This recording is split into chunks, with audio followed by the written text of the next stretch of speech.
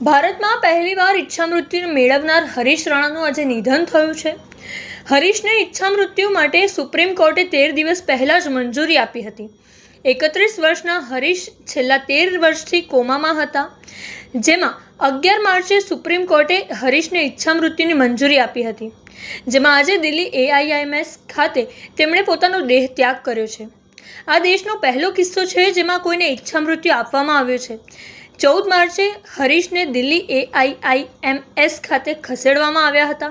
ત્યારબાદ AIIMS પ્રશાસને 16 માર્ચના રોજ હરીશ રાણાની લાઈફ સપોર્ટ સિસ્ટમને હટાવી દીધી હતી અને હરીશને પેસિવ યુથેનેશિયા આપવામાં આવ્યું હતું।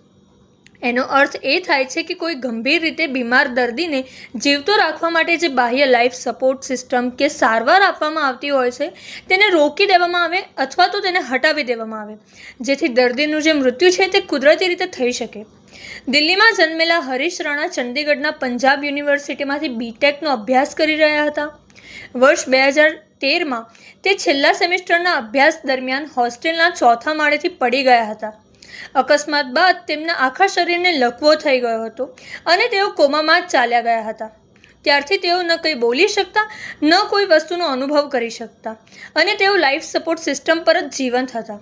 તેમનું આ 13 વર્ષનું જીવન ખૂબ જ પીડાદાયક હતું અને તેમનું જીવન કૃત્રિમ સાધનોના સહારે જ ચાલી રહ્યું હતું।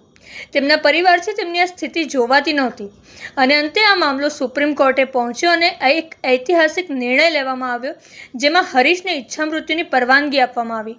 આવી અનેક અપડેટ જાણવા માટે અમારા સોશિયલ મીડિયા પેજને લાઇક અને ફોલો કરવાનું ભૂલશો નહીં।